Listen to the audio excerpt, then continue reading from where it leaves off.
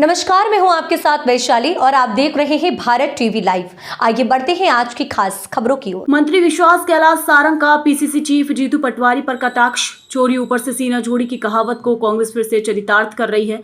मंत्री सारंग एक नौजवान युवक की भावना के साथ खिलवाड़ किया, मोटरसाइकिल देने का झूठा वादा करके राजनीतिक शोषण किया, पब्लिकली उस व्यक्ति को मल खिलाकर उसके मन को क्षति पहुंचाने का काम किया। अपनी राजनीति की रोटी सेकने के लिए कांग्रेस का कार्यकर्ता कितना नीचे गिरेंगे, उसे युवक ने स्वयं आकर कहा कि मुझे साइकिल देने का झूठा आश्वासन दिया।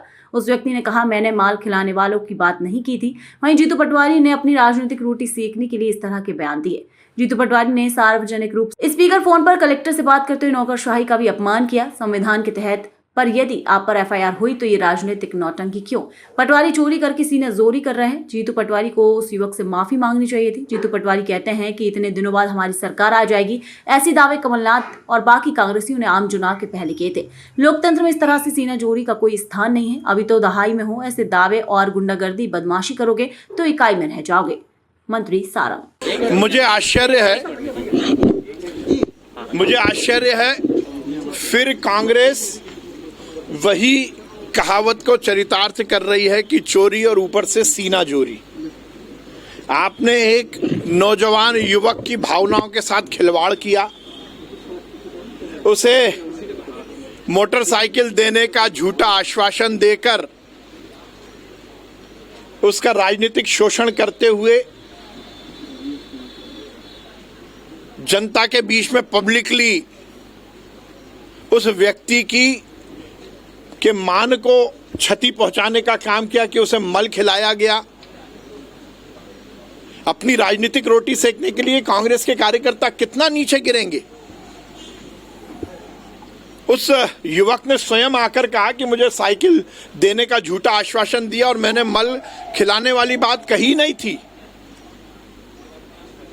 और पटवारी जी ने अपनी राजनीतिक रोटी सेकने के लिए इस तरह के बयान दिए और सार्वजनिक रूप से स्पीकर फोन पर कलेक्टर से बात करते हुए नौकरशाही का भी अपमान किया।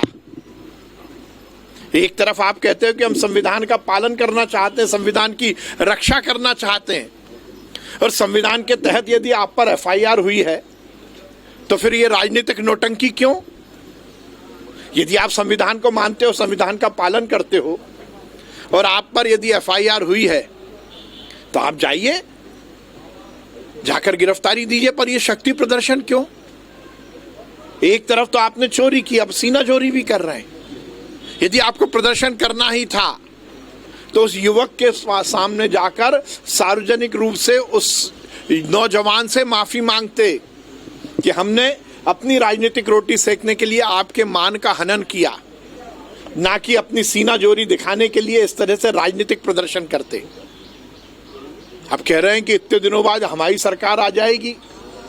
मैं हर समय कहता आया हूं, मेरी मौसी को मूछें होंगी तो मैं उन्हें मामा कहूंगा, ना मौसी को मूछें होंगी ना मामा कहला पाओगे। ऐसी ही दावे कमलनाथ जी और कांग्रेस के नेताओं ने भी पिछले आम चुनाव के पहले किए थे। आधे नहीं बचे, दहाई में आ गए।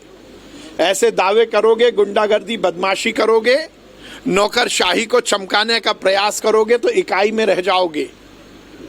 मुझे लगता है लोकतंत्र में इस तरह से सीना जोरी का कोई स्थान नहीं है।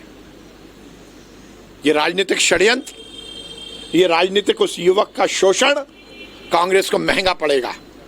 सही मायने में वो यदि संविधान का पालन करना चाहते हैं तो जाएं और खामोशी के साथ यदि उन पर कोई कार्रवाई हुई है तो उस पर जमानत ले। इस तरह से नाटक नौटंकी करने से कोई फायदा नहीं होगा। इस खबर में फिलहाल इतना ही। अगली खबर में फिर होगी मुलाकात। तब तक के लिए देखते रहिए भारत टीवी लाइव। नमस्कार।